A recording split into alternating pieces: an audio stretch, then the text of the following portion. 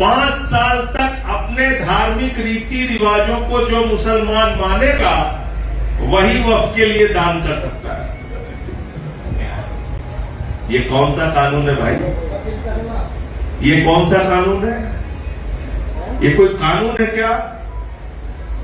पूरे दुनिया में कहीं ऐसा कानून नहीं है कि आप 5 साल तक धार्मिक रीति रिवाजों का पालन करेंगे। कोई हिंदू 5 साल तक धार्मिक रीति रिवाज का पालन करेगा तभी दान कर सकता है। कोई सिख 5 साल तक धार्मिक रीति रिवाजों का पालन करेगा तभी दान कर सकता है। कोई ईसाई 5 साल तक धार्मिक रीति रिवाजों का पालन करेगा तभी दान कर सकता है। दान के लिए ये सब क्यों?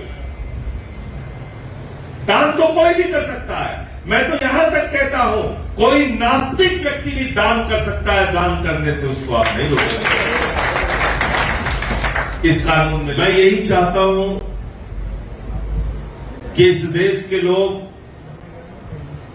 जाति के नाम पे, धर्म के नाम पे झगड़ा करने के लिए एकत्रित हों, बजाय इसके अपनी समस्याओं के समाधान के लिए एकत्रित हों।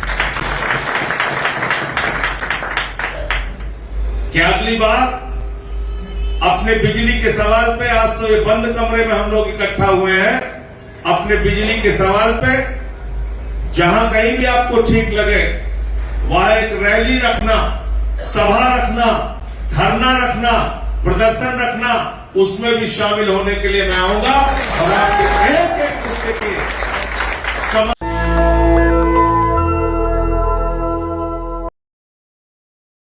मैं यही चाहता हूं कि इस देश के लोग जाति के नाम पे, धर्म के नाम पे झगड़ा करने के लिए एकत्रित हों, बजाय इसके अपनी समस्याओं के समाधान के लिए एकत्रित हों। क्योंकि आज जो सरकार है वो चाहे राज्य की हो चाहे केंद्र की हो, ये तो अपने आप को डबल इंजन कहते हैं मोदी जी, योगी जी, लेकिन हम इनको कबाड़ा इंजन कहते हैं। ये इंजन कबाड़ा हो चुका है, ये इंजन फेल हो चुका है, 2 का दोनों इंजन कबाड़ा हो चुका है। इनका काम क्या है? कभी भी रोजगार पे बात नहीं करेंगे, किसान को गन्ने का मूल्य कैसे मिले उसके बारे में बात नहीं करेंगे, आपके बच्चों को अच्छे स्कूल में शिक्षा कैसे मिले उसके लिए बात नहीं करेंगे, आपके अस्पताल कैसे अच्छे हो, वहां की बदहाली कैसे दूर हो, इस पे बात नहीं करेंगे।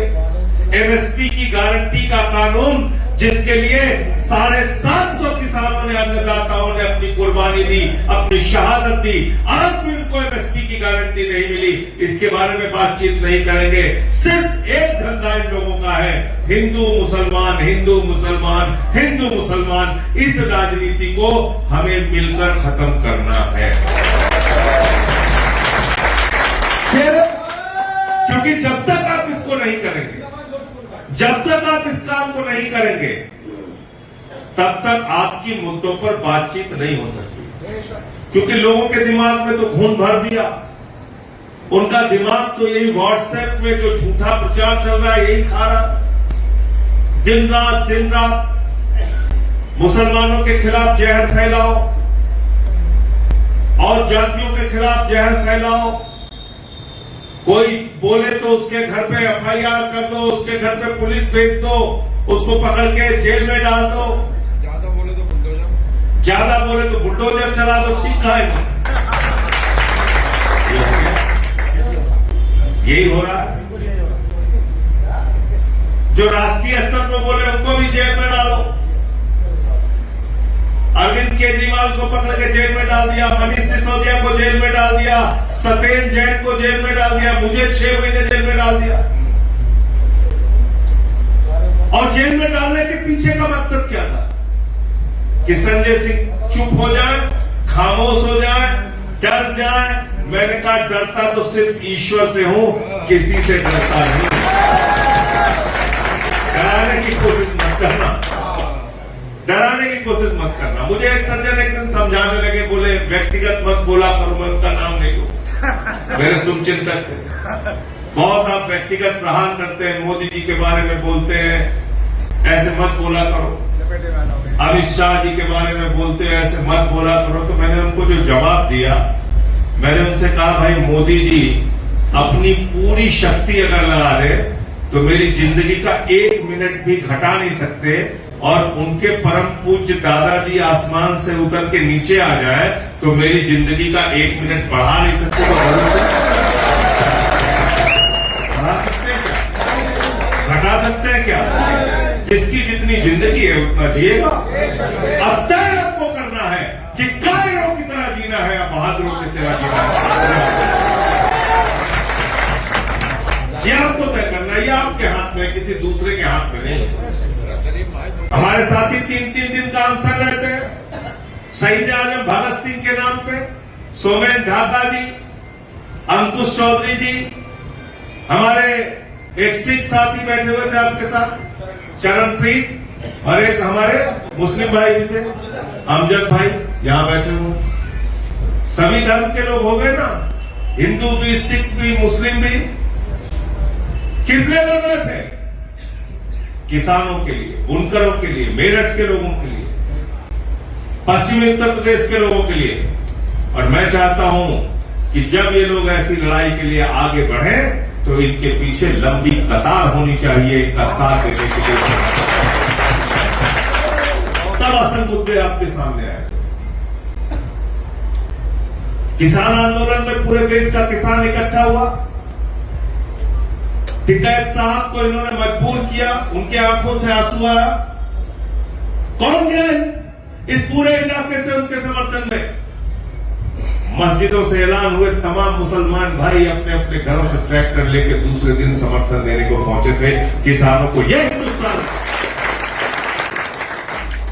इसलिए मैं कहता हूं जब ये लोग आपकी लड़ाई लड़े, आपके मुद्दे पर आवाज उठाएं, तो इनके साथ इकट्ठा होइए, मिलकर इनके साथ चलिए।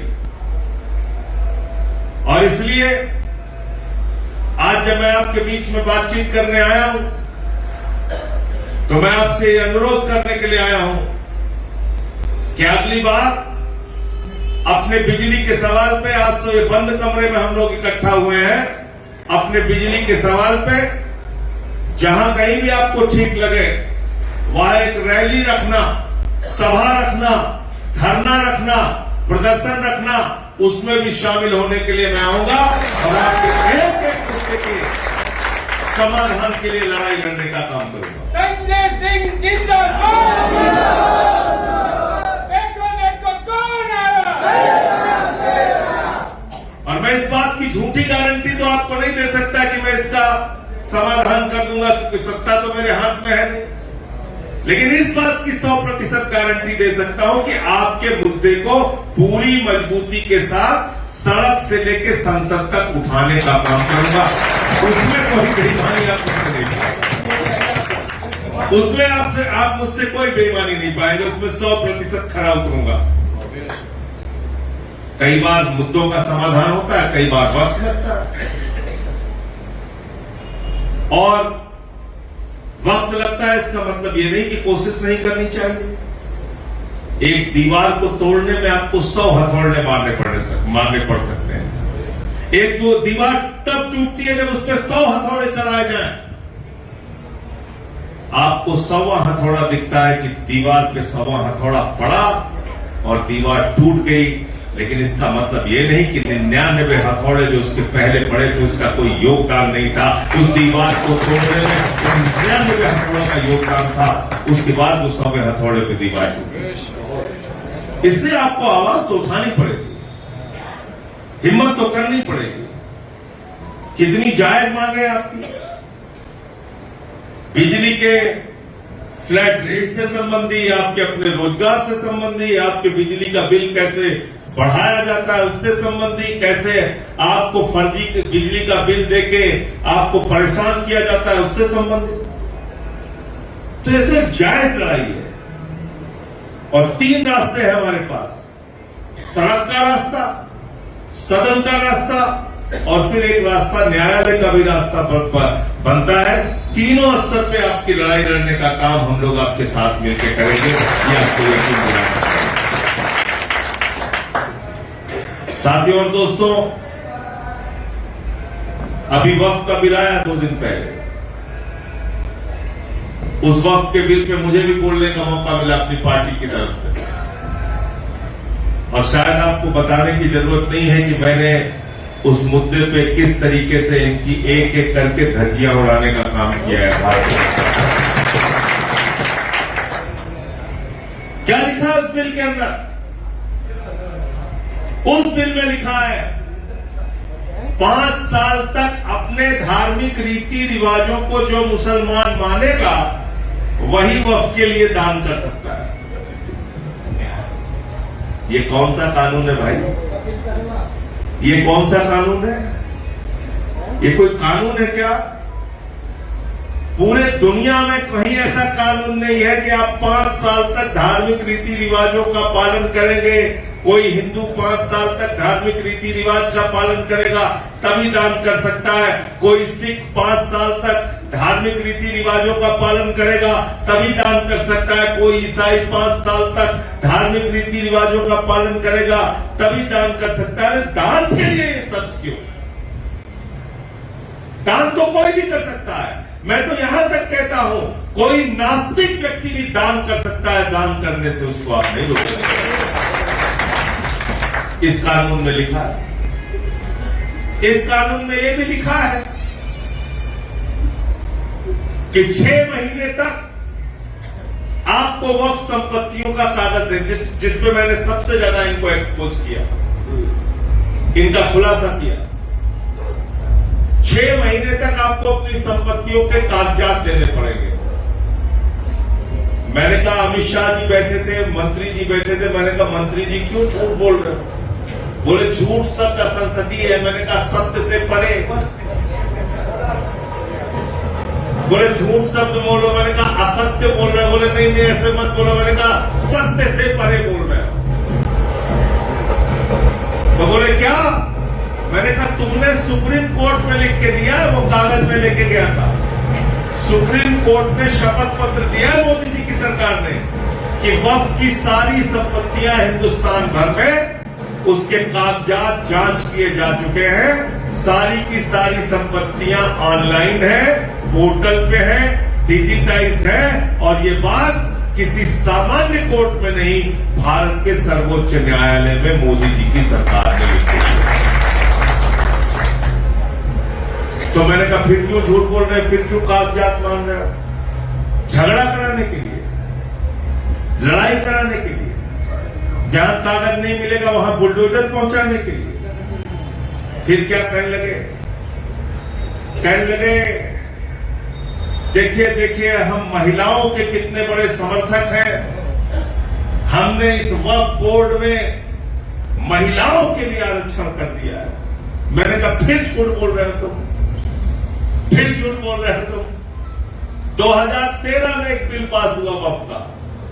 मैं जेपीसी में था इसलिए सारी बातें आपको बता सकता हूं। 2013 में एक बिल पास हुआ जिस बिल का भारतीय जनता पार्टी ने भी समर्थन किया, लोकसभा में भी समर्थन किया, राज्यसभा में भी समर्थन किया, और सबकी सहमति से 2013 का वक्फ संशोधन बिल पास हुआ, जिसमें पहले से लिखा हुआ था इसमें 2 महिलाएं वक्फ बोर्ड में रहेंगी। पहले से लिखा हुआ था। फिर तुम कौन सा आरक्षण दे रहे हो? फिर क्या कहने लगे? कहने लगे हमें देखिए पिछड़े मुसलमानों की बहुत चिंता है।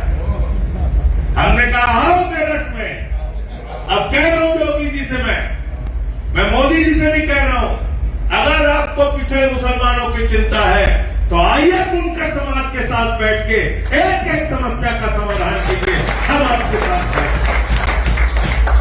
झूठ बोलते हो। पिछड़े मुसलमानों की तुम्हें बड़ी चिंता है। क्या किया तुमने पिछड़े मुसलमानों के लिए? बुनकर समाज के लोग बैठे हैं पूरे उत्तर प्रदेश में। अब मोदी जी का जो संसदीय क्षेत्र है वहां भी बुनकर समाज के लोग हैं। बैठ जाओ एक दिन उनके साथ, उनकी समस्याओं का समाधान कर लो। योगी अगर तुम्हारी बात सुनता हो तो, मुझे मालूम नहीं सुनता कि नहीं सुनता है। हिंदू बनने की होड़ चल रही है दोनों में, कंपटीशन। वो कहता हम बड़े हिंदू, ये कहता हम बड़े हिंदू। वो कहता हम बड़े हिंदू, ये कहता हम बड़े हिंदू। तो हमने कहा तुम फसादी हिंदू हो, हम सौहार्द फैलाने वाले। तुम फसाद फैलाने वाले हिंदू हो, हम सौहार्द फैलाने वाले हिंदू हैं।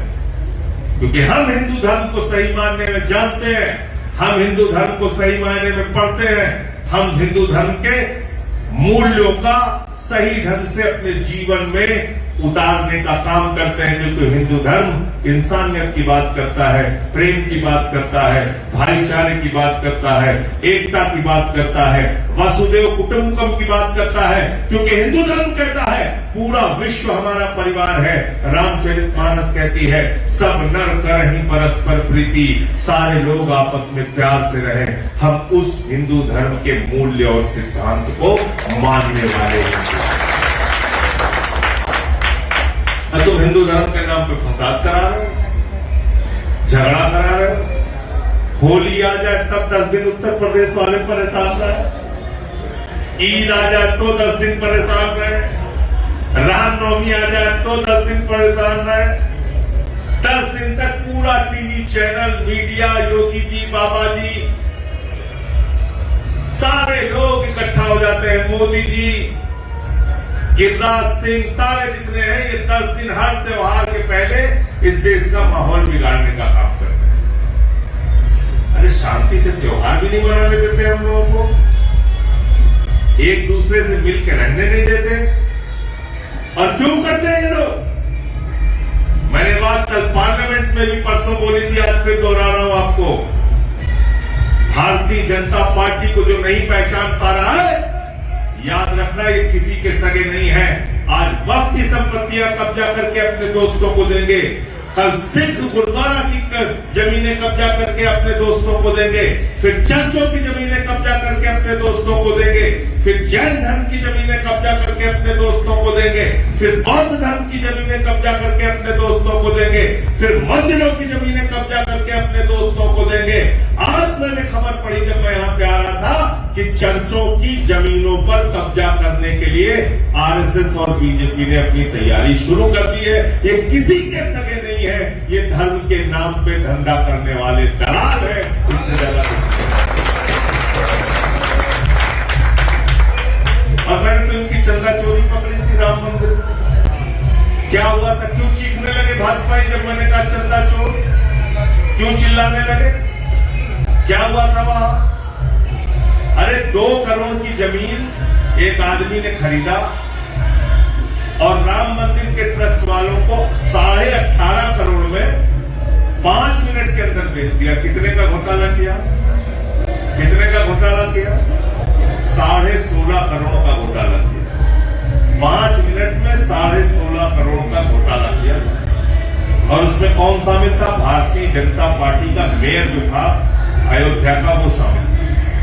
इसीलिए जब मैंने बोला तो उनको मिर्ची लग गई, चिल्लाने लगे सब। हमने कहा चीखो चिल्लाओ मत, हमारे सामने चीख चिल्ला के हमको रोक नहीं पाओगे, तुमसे ज्यादा आवाज है हमारी। अब वो तो ईश्वर ने दिया, वो छीन नहीं सकते। तो कितना चिल्लाओगे? चीखो। 122 के 122 खड़े हो जाते हैं जब मैं खड़ा होता हूँ, सब उधर से 122 चिल्लाते रहते हैं। चिल्लाओ चिल्लाओ, जितना चिल्ला सकते हो चिल्लाओ। तो इसलिए कहते हैं मुसलमानों को ठीक कर रहे हैं और उसके नाम पर 94 लाख करोड़ रुपए शेयर बाजार में इस देश के करोड़ों हिंदुओं का डूब गया। कहते हैं मुसलमानों को ठीक कर रहे हैं, 16 लाख करोड़ रुपए अपने पूंजीपति दोस्तों का, बैंकों का कर्जा माफ कर दिया मोदी जी ने, जिसमें करोड़ों हिंदुओं का पैसा था। कहते हैं मुसलमानों को ठीक कर रहे हैं और 11 लाख बच्चे हिंदुस्तान में सरकारी स्कूलों की शिक्षा से दूर हो गए, जिसमें 8 लाख अकेले उत्तर प्रदेश के, जिसमें ज्यादातर हिंदुओं के बच्चे। कहते हैं मुसलमानों को ठीक कर रहे हैं, लेकिन इस देश के अस्पताल अगर बर्बाद होते हैं, नफरत की बुनियाद पर दुनिया का कोई मुल्क आगे नहीं बढ़ा। कोई भी मुल्क दुनिया का नफरत की बुनियाद पे आगे नहीं बढ़ा। इसलिए हमको भाईचारे के साथ, एकता के साथ इसको आगे बढ़ाना है और समस्याओं पे इकट्ठा होइए। उससे भाजपाई परेशान होते हैं, उससे इनका हिंदू मुस्लिम का एजेंडा पीछे होता है। जैसे बुनकर के सवाल है, किसान के सवाल है, इस पे सारे लोग इकट्ठा हो। ये रोजगार के सवाल है, अस्पताल के सवाल है, बिजली के सवाल है, उससे ये परेशान होते हैं। उससे ये लगता है कह रहे अब तो लोग अपने बिजली के सवाल पे इकट्ठा हो रहे हैं, पानी के सवाल पे इकट्ठा हो रहे हैं, सड़कों के सवाल पे इकट्ठा हो रहे हैं। तो उस पे इकट्ठा होइए, एक साथ आइए, और जब अगला कोई कार्यक्रम बने तो उसमें बड़ी संख्या में लोगों को इकट्ठा करके हम लोग इस पे चाहे कोई धरने का कार्यक्रम रखें, कोई घेराव का कार्यक्रम रखें, और उसके बाद इनसे तब बातचीत की जाएगी। बाकी मैं फिर दोहरा रहा हूं कि सड़क पर भी आपके साथ हूं, सदन में भी आपके साथ हूं, और हाई कोर्ट सुप्रीम कोर्ट में भी आपका मुद्दा अगर ले जाना होगा तो उसमें भी आपके साथ खड़ा हूं। बहुत बहुत नेशनल दस्तक की आपसे गुजारिश है कि अगर इसको बचाना चाहते हैं तो नेशनल दस्तक को सब्सक्राइब करने के लिए रेड कलर के सब्सक्राइब बटन को दबाएं, फिर बेल आइकन की घंटी दबाएं। नेशनल दस्तक को बचाने के लिए बहुत जरूरी है कि हर खबर को शेयर करें, लाइक करें, कमेंट जरूर करें।